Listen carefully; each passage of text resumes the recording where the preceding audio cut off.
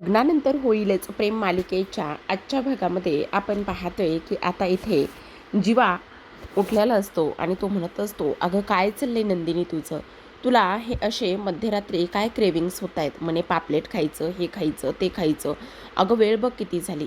तेव्हा नंदिनी म्हणत असते, काय करताय जीवा हे बघा, तुमच्या गोष्टी लक्षात येते का? तुम्हीच तर माझ्याकडे एवढं सगळं काही भरभरून कौतुक केलं ना, आणि पापलेटचं एवढं सगळं काही तुम्ही माझ्याकडे सांगत बसलात ना. मग मला सांगा, तुम्ही एवढं सगळं मीठ मसाला लावून पापलेट असं तसं बनवतायत, ह्या सगळ्या गोष्टी सांगितल्यानंतर मला तर खाण्याची इच्छा होणारच की नाही, सांगा ना तुम्ही, असं नंदिनी बोलते.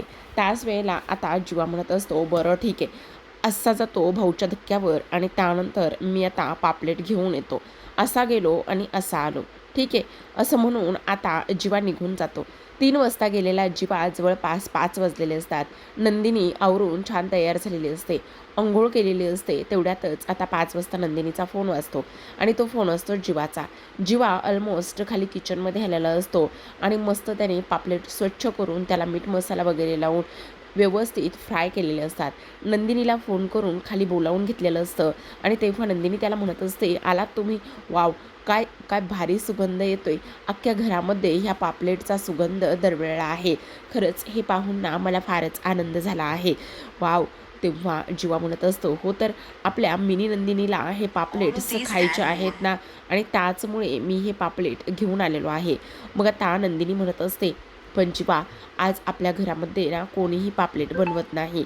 मग कोणीही पापलेट आपल्या घरामध्ये बनवत नाही ना, तर मला ना खूपच जास्त टेन्शन आलं आहे.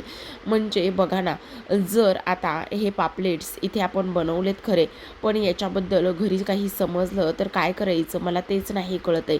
तेव्हा आता तो म्हणत असतो, तू काळजी करू नकोस नंदिनी, कोणाला काहीही समजणार नाही. आणि काय समजणार आहे कोणाला, तू कशाला उगाचच काळजी करत बसतेस, असं आता इकडे तो तिला सांगत असतो. त्याच वेळेला आपण पाहतो हे सर्व काही होत असताना आता नंदिनी हसत असते. तेव्हा जीवा म्हणत असतो, हे बघ नंदिनी, आता गरमागरम पापलेट्स तयार आहेत आणि आपल्या मिनी नंदिनीला हे पापलेट्स खायचे आहेत ना, मग तिला पापलेट्स खायचे आहेत म्हटल्यावर आपण बनवणं हे गरजेचंच आहे की नाही. तेव्हा हे बघ, आता रेडी आहे पापलेट, असं म्हणून आता जीवा त्या पापलेटवरती मस्त लिंबाचा रस इथे पिळत असतो आणि मस्त लिंबाचा रस पिळल्यानंतर आता तो तिला ते पापलेट भरवत असतो. तेव्हा नंदिनीचं मन अक्षरशः आता इकडे तृप्त झालेलं असतं ते पापलेट्स आणि ते खाऊन. आता इकडे लगेचच नंदिनी जीवाचे लाड करत असते आणि नंदिनी जीवाचे लाड करत असताना म्हणत असते, वाव, खरंच काय कमाल झालेला आहे पापलेट. हे पापलेट खाल्ल्यानंतर मला फार आनंद होतोय.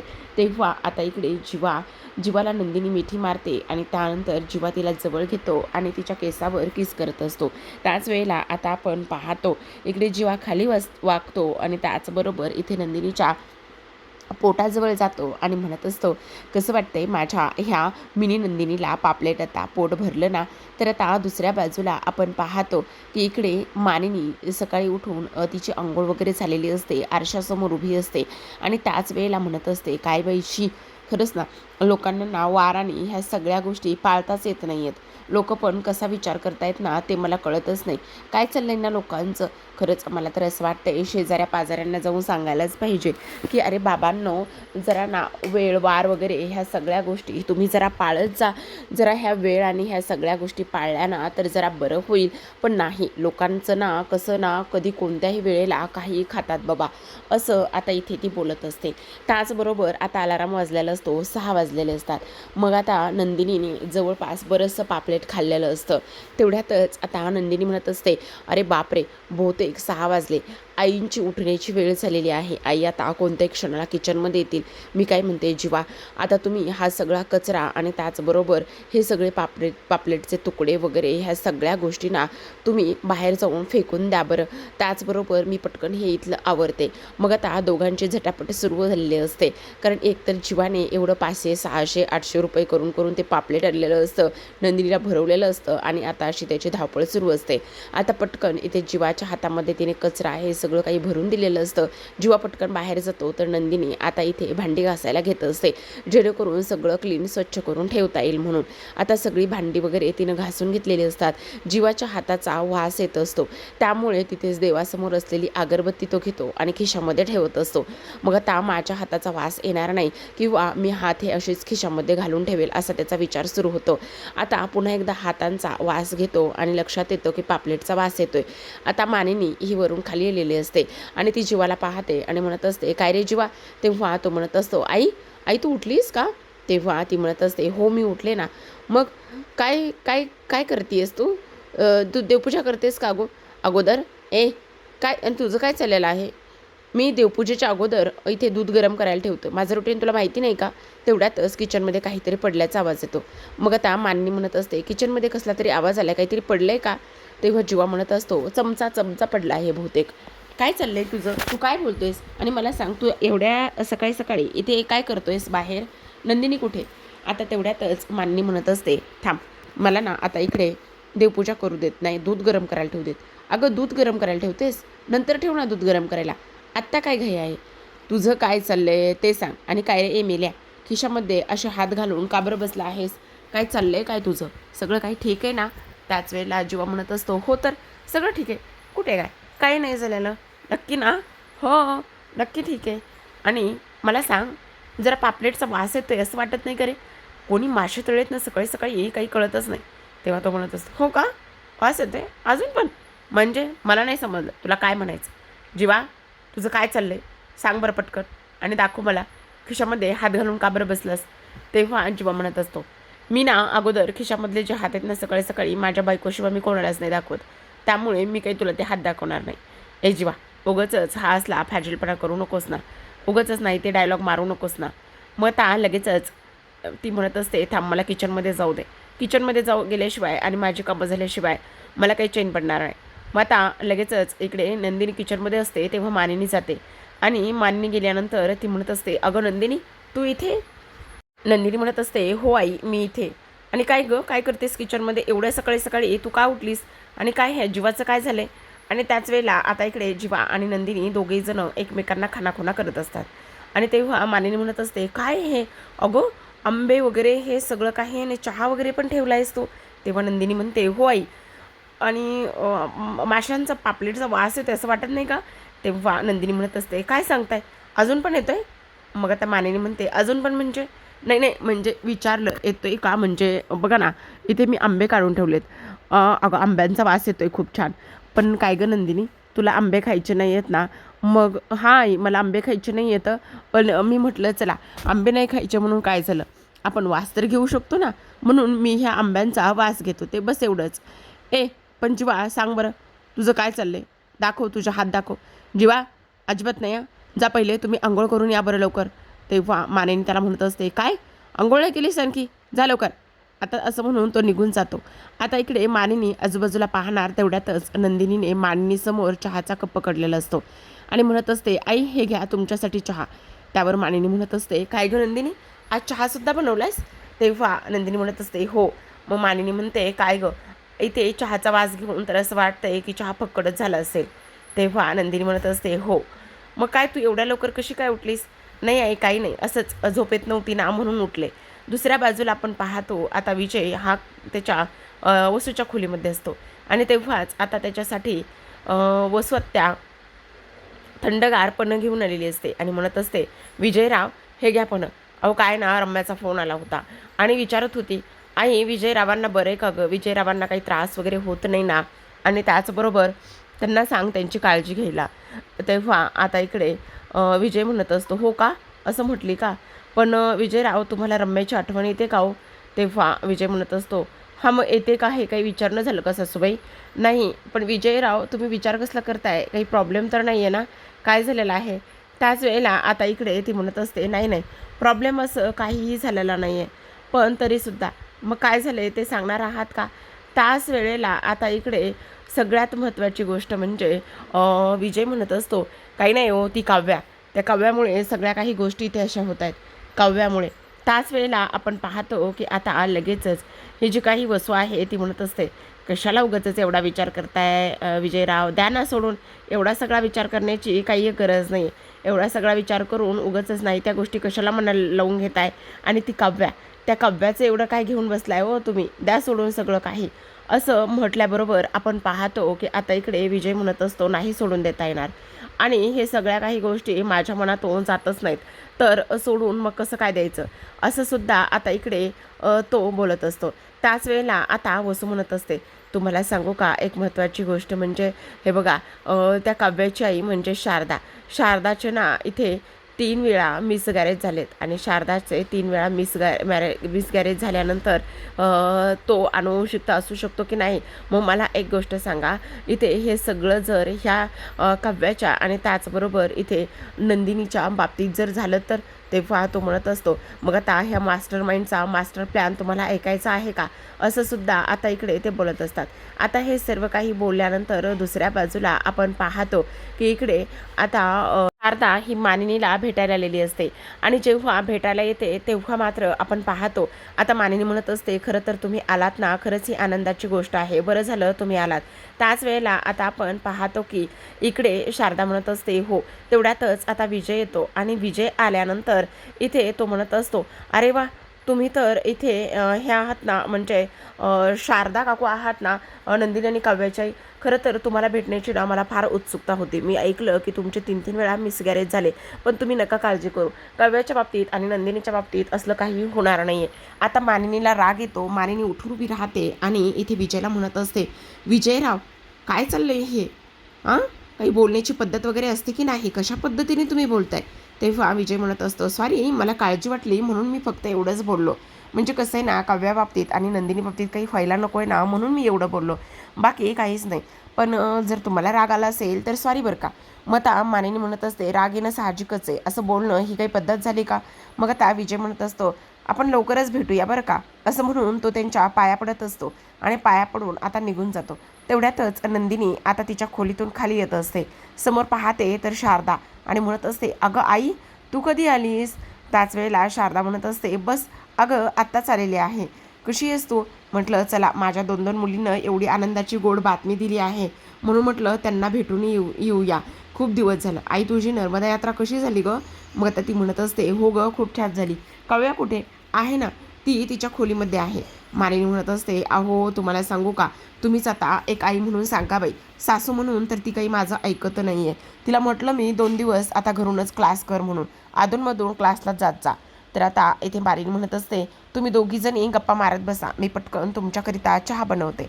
मानिनी चहा बनवायला जाते आणि नंदिनी आणि त्याचसोबत शारदा ह्या दोघीजणी आता काव्याच्या खोलीमध्ये जातात. दोघीजणी काव्याला भेटतात तेव्हा काव्याला फार आनंद होत असतो. शारदा म्हणत असते, मी आता म्हटलं माझ्या दोन्ही मुली प्रेग्नेंट आहेत, तर त्यांच्यासाठी आता छान मस्त वेगवेगळ्या याचे कपडे घ्यावे. पण आता मी हे मऊ आणि त्याचबरोबर कॉटनचे छान असे कपडे आणलेले आहेत. तुला सांगू का एक गोष्ट, हे बघ, पहिलं कसं होतं की साड्या वगैरे हे सगळं काही घालावं लागायचं, नेसावं लागायचं. पण आत्ताच्या तुम्ही मुली फॅशनेबल काही घालता, हे तुम्हाला सूट होतं आणि तुम्हाला चालतंसुद्धा. आणि म्हणूनच हे मी तुमच्यासाठी आणलं आहे. त्याच वेळेला नंदिनी म्हणत असते, खरं तर आई, हे सगळं तू आमच्यासाठी आणलंस ना, त्यामुळे आम्हाला फार आनंद झाला आहे. मग आता आई तू कशी आहे सांग ना. तेव्हा शारदा म्हणत असते, हो गं बाळांनो, मी बरी आहे.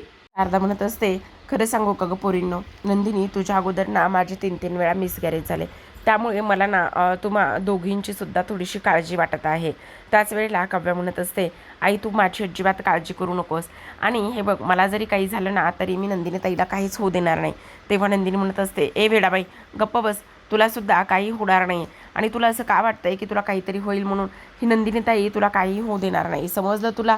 आता काव्या म्हणत असते, आई कशाला एवढी काळजी करतेस गं, नको काळजी करूस. मग काय गं, इथे पार्थ दिसत नाही आहेत. त्याच वेळेला काव्या म्हणत असते, अगं त्यांचं काय ना, ते रम्याची रिप्लेसमेंट शोधतायत, म्हणून त्यांना ऑफिसमध्ये वेळ जातोय.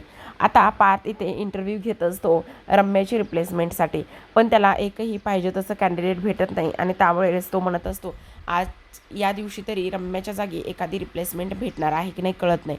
तेवढ्यातच आता एक मुलगी आलेली असते जिचं नाव दिव्या असतं. ओव्हर ॲक्टिंग असते, ओव्हर स्मार्ट असते. मग आता ती म्हणत असते, का नाही भेटणार? भेटणारच ना, शोधलं तर सगळं मिळतं. मानिनी किचनमध्ये असते, स्वयंपाक बनवते. तेव्हा मिथून येतात आणि म्हणतात, वहिनी आज तुम्ही इथे किचनमध्ये स्वयंपाक करताय सगळा का? त्यावरती म्हणत असते, अहो आशाचं ना बोट कापलंय, म्हणून मी म्हटलं जरा विश्रांती कर, मी बनवत्याच. बोला ना तुम्ही, कसं काय? नाही काही नाही, श्रेयाचा फोन आला होता. अरे श्रेयाचा फोन आला होता? काय हे खरंच ना, मला तर समजतच नाही बाबा. तिला म्हणावं सुट्ट्या लागल्यात, ये जरा भेटून जाशील. हो मी तिला सांगितलंय, पण काय आहे ना तिच्या ना कॉलेजची फी भरायची, आणि तुम्हाला माहिती ना वहिनी, माझ्या चेकचं कसं इकडे तिकडे होत राहतं, आणि त्यामुळे हां बरोबर ना. म्हणून मी तुमच्याकडे तुम्हाला सांगायला आलो होतो. तेव्हा मानिनी म्हणत असते, त्याचं काय आहे ना इथे मिथून भाऊजी बघा ना, हे पण नाही येतं, आणि मी ना ATMला सुद्धा गेली नाही आहे कॅश काढायला, माझ्याकडे ना कॅश नाही आहे. मग आता एक काम करू का, मी पटकन जाऊन ATMला जाऊन कॅश काढून आणते आणि मग देते, चालेल ना? त्यावेळेस मी म्हणत असतो, हे बघा आत्ताच काही नाही गरज, आरामात तुम्ही संध्याकाळपर्यंत दिली तरीसुद्धा चालेल. मग आता फक्त आठवणीनं द्या बरं का. मग आता मला जरी आठवण नाही ना राहिली, तुम्ही आठवणीने संध्याकाळी द्या, असं मिथून म्हणत असतो. त्याच वेळेला मानिनी म्हणत असते, हो हो चालेल ना, पण आज तुमच्या मागे खूप कामं येतं. त्यावेळेस आता मानिनी म्हणते, काहीही प्रॉब्लेम नाही, चालेल, मी देईल व्यवस्थित तुम्हाला आणून संध्याकाळी. दुसऱ्या बाजूला आपण पाहतो दिव्या आलेली असते, आणि दिव्या आल्यानंतर आता लगेचच इथे तिला उन्हामुळे खूप जास्त गरम होत असतं. इथे पिऊननी पाण्याचा ग्लास आणून ठेवलेला असतो. आता तो खरं तर पार्थसाठी ग्लास असतो, पण आता दिव्या लगेच तो ग्लास उचलते आणि पाणी पित असते, आणि तेव्हा ती म्हणत असते, बापरे बाहेर काय थंडी आहे कळतच नाही. मग आता पार्थ म्हणत असतो, ऐका ना दादा, माझ्यासाठी दुसरा पाण्याचा ग्लास घेऊन या. मग आता दिव्या म्हणत असते, हो सॉरी, हा ग्लास तुमच्यासाठी होता का?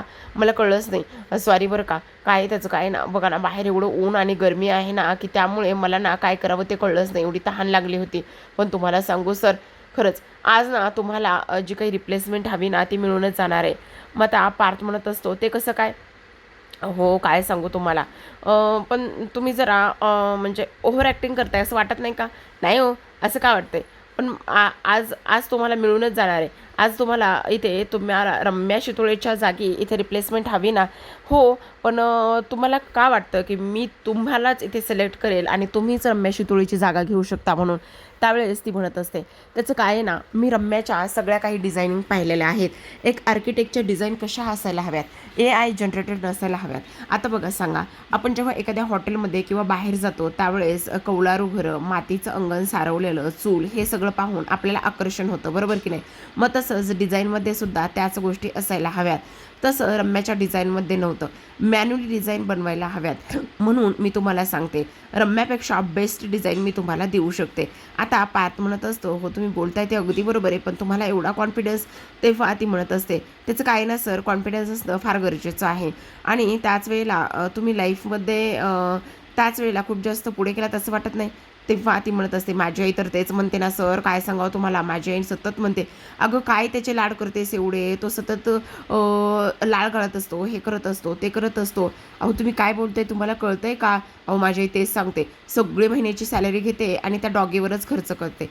तेव्हा पार्थ म्हणत असतो, अच्छा तुम्ही इथे डॉगीवर खर्च करताय असं बोलत होता का? हो मग. त्याच वेळेला ती म्हणत असते, अच्छा असं आहे का, मला थोडंसं वेगळंच वाटलं. नाही असंच आहे. त्यावेळेला ती म्हणत असते, मग रम्या मस्त आहे ना, रम्याची रिप्लेसमेंट दिव्या. हो हो बरोबर, दिव्या, मिस दिव्या. तुम्ही मला काही म्हणालात का? नाही, तुमचं नाव दिव्या म्हटल्यावर मी तुम्हाला दिव्याच म्हणेल ना, काव्या थोडी ना म्हणणार आहे. मग आता दिव्या म्हणत असते, वाव कसलं भारी ना, काव्या दिव्या, काव्या दिव्या. आता पार्थला थोडासा राग येतो बरं का. मग आता ती म्हणत असते, मग तेच तर सांगते ना मी तुम्हाला, तुम्हाला इथे रम्याची रिप्लेसमेंट इथे दिव्या चालणार आहे ना? आता एवढं ओव्हर ॲक्टिंग आणि त्याचबरोबर ह्या सगळ्या काही गोष्टी इथे बोलल्यानंतर पार्थचं कुठेतरी जाऊन ह्या मुलीनं इथे मन जिंकलेलं असतं, आणि त्याला इथे असं वाटत असतं की हीच एक परफेक्ट कॅन्डिडेट असावी, जी म्हणजे की इथे रम्याची जागा घेऊ शकते. आणि त्याचबरोबर हिचं हे बोलण्याचं कौशल्य, त्याचबरोबर काम करण्याची पद्धत, ह्या एकंदरीत सगळ्या गोष्टी पाहता क्षणी असं वाटतंय की हे योग्य आहे. तर आता दुसऱ्या बाजूला आपण पाहतो, इथे आता पार्थ म्हणत असतो, वाव खरंच मला आवडला हा, तुमचा जॉब मी परफेक्ट करतो, इथे फायनल करतो, आणि रम्या शितोळेच्या जागी तुम्ही इथे सिलेक्ट झाला आहेत. तेव्हा ती म्हणत असते, अरे वा, कॉंग्रॅच्युलेशन हा सर. आता पार्थने तिचं कॉंग्रॅच्युलेशन करायचं तर तीच उलट पार्थचं कॉंग्रॅच्युलेशन करते, आणि तेव्हा पुन्हा एकदा पार्थ म्हणत असतो, अहो काय करताय? तेव्हा ती म्हणत असते, सॉरी सर, म्हणजे खरं तर तुम्ही माझं कॉंग्रॅच्युलेशन करायला हवं, तर मीच तुमचं करते. दुसऱ्या बाजूला आपण पाहतो, आता काव्याला ना उलटी झालेली असते, आणि उलटी करून आल्यानंतर इथे ना ती इथे आशाताईंना आवाज येत असते आणि म्हणत असते, आशाताई आशाताई पाणी आणता का जरा. पण आशा इथे किचनमध्ये नसते. तेव्हा नंदिनी आता पाण्याचा ग्लास भरून घेऊन येते आणि म्हणत असते, घे, तहान लागली ना तुला. तेव्हा ती म्हणत असते, हो खूप तहान लागली होती. अगं घे घे, मस्त इथे माठातलं थंडगार पाणी आहे. बरं का ताई, खरंच खूप जास्त गरज होती. पण आपल्याला हे सगळं काही खायला प्यायला जमतंय का नाही त्याचाच कधी कधी विचार येतो. अगं तुला सांगू का, आपल्या तब्येतीला झेपेल आणि सोसेल ह्या सगळ्या गोष्टी आपण खाल्ल्या पिल्ल्या पाहिजेत, असं नंदिनी बोलत असते. पण बघ ना, नंदिनी म्हणते फक्त तिखट तेलकट तुपट म्हणजे आपल्याला सहन होणार नाही एवढ्या गोष्टी नाही खाल्ल्या तरी सुद्धा चालतील. मग आता काव्या म्हणत असते, हो बाई, तेलकट तुपट मला तर कशाच्या क्रेविंग व्हायला लागल्यात काय सांगू तुला. म्हणजे तुला सांगू का, मला तर असं वाटतंय की पापलेटसुद्धा खाऊयात म्हणून. तेव्हा नंदिनी म्हणत असते, काय तुला पापलेट खावेसे वाटते. मी सुद्धा खाईन ना, आजसुद्धा खाईल, मी दुपारी तुझ्याबरोबरसुद्धा खाईल. तेव्हा काव्या म्हणते, माझ्याबरोबरसुद्धा खाशील म्हणजे तू खाल्लेस का. तेव्हा नंदिनी म्हणते, नाही गं, शे गप्प बस गं. अगं तुला सांगू का, मला तर मस्त पाणीपुरी रगडापुरी दहीपुरी शेवपुरी वडापाव हे सगळं सगळं खाण्याची फार इच्छा होती तुला सांगते. तेव्हा नंदिनी म्हणते, ए बाई प्लीज गो काव्या, उगंच नको ना हे सगळं काही मनात आणूस. आणि तुला सांगू, ते पापलेट त्याच्यावर असं लिंबू पिळल्यालं आणि त्याच्यानंतर मस्त ते खाल्लेलं, ह्या सगळ्या गोष्टी फार आवडतात बरं का, फार खायची इच्छा होते असं ती बोलत असते. आणि तेव्हा लगेच आता नंदिनीला पापलेट खाल्लेलं ते सगळं काही आठवायला होतं. मग आता काव्या म्हणत असते, तुला ना, मला ना खरंच खूप जास्त खायची इच्छा होतीये. असा त्याचा तो वास असा त्याचा तो सुगंध त्याची चव ह्या सगळ्या गोष्टीमुळे आता नंदिनी म्हणत असते, गप्प बस ना गं. तेवढ्यातच आता तिथे पार्थ येतो. पार्थ म्हणत असतो, अरे वा, तुम्हाला पाणीपुरी खायची इच्छा होती, जे खायला नको तेच खाण्याची इच्छा होती. तेव्हा काव्या म्हणत असते, हो ना देशमुख, आम्हा दोघींना सुद्धा पाणीपुरी भेळपुरी रगडापुरी हे सगळं काही खायची इच्छा होती.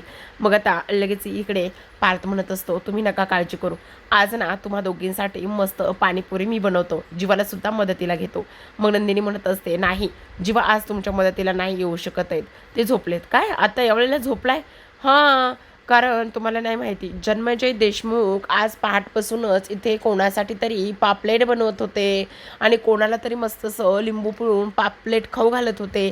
तेव्हा नंदिनी म्हणत असते, काय ग काव्या, तुला माहिती आहे, तू ते सगळं काही इथे पाहिलं आहेस का.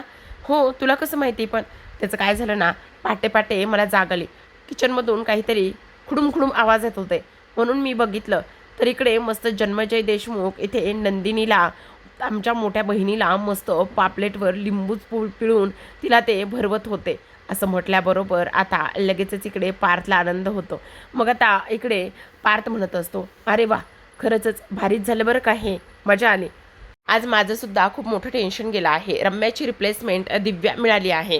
काय, दिव्या म्हणजे लेडीजच मिळाली. हो, खरं तर खूप छान आहे ती, दिसायलासुद्धा छान आहे. आणि त्याचबरोबर काव्या म्हणते, किती वर्षाची. आता ना 28 संपते आणि 29 लागते बरं का तिला. आणि त्याचबरोबर तिचा कपड्यांचा चॉईस करण्याचा सेन्स हे सगळं काही खूप छान आहे. तेवढ्यातच वसू तिथे आलेली असते आणि वसू ते सगळं काही बोलणं ऐकत असते. आता पार्थ जो आहे ना, ते दिव्याबद्दल 4-2 गोष्टी इथे काव्यासमोर बोलत असतो. मग काव्याला राग येतो आणि काव्या म्हणत असते, हो का, अशी आहे का ती. मला सांगा देशमुख, कमी वेळेमध्ये बऱ्याच गोष्टी माहिती करून घेतल्यात की दिव्याबद्दल. हां, आता हे सगळं वसू पुन्हा ऐकते. मग आता पार्थ म्हणत असतो, तुम्ही जलस होताय का. काव्या म्हणत असते, मी आणि जलस कशाला हो. मी काय म्हणते पार्थ, ऐका ना, तुम्ही एक काम करता का, तिला जरा घरीच घेऊन येता का. का, कशासाठी. म्हणजे कसं आहे ना, जरा तिच्यासोबत गप्पा छप्पा वगैरे सगळं काही मारता येतील ना, आणि तिच्याबद्दल आणखी जाणून घेता येईल मला. काय, येता का घरी घेऊन. असं म्हटल्याबरोबर पार्थ मात्र आता तिच्याकडे पाहतच असतो. नंदिनी म्हणत असते, बापरे पार्थ, आता मात्र तुमचं काही खरं नाही आहे बरं का. आता वसूला हेच हवं होतं, कारण वसू आणि त्याचबरोबर विजय ह्या दोघांचं प्यादं म्हणजे इथे ती मुलगी दिव्या. आता काव्या त्याच्याकडे पाहते. तर आता प्रेक्षकांनो, आजच्या भागामध्ये एवढंच.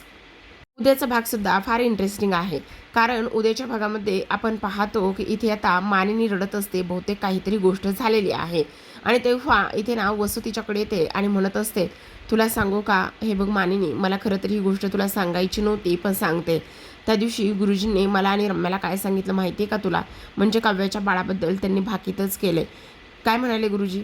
तर त्या वसू म्हणते, गुरुजींनी असं सांगितलं मला ना, काव्याच्या हातामध्ये बाळ दिसतंय. काय? हो, ते म्हणाले, मला ना काव्याच्या हातामध्ये बाळ दिसतंय, पण मला सांग, ते बाळ काव्याचंच आहे असं काही गुरुजी म्हणाले नाही आहेत. मग गुरुजींनी तसं म्हणायला हवं होतं ना, की मला काव्याच्या हातामध्ये तिचं बाळ दिसतंय म्हणून. गुरुजी फक्त एवढंच म्हणाले, की मला काव्याच्या हातामध्ये बाळ दिसतंय.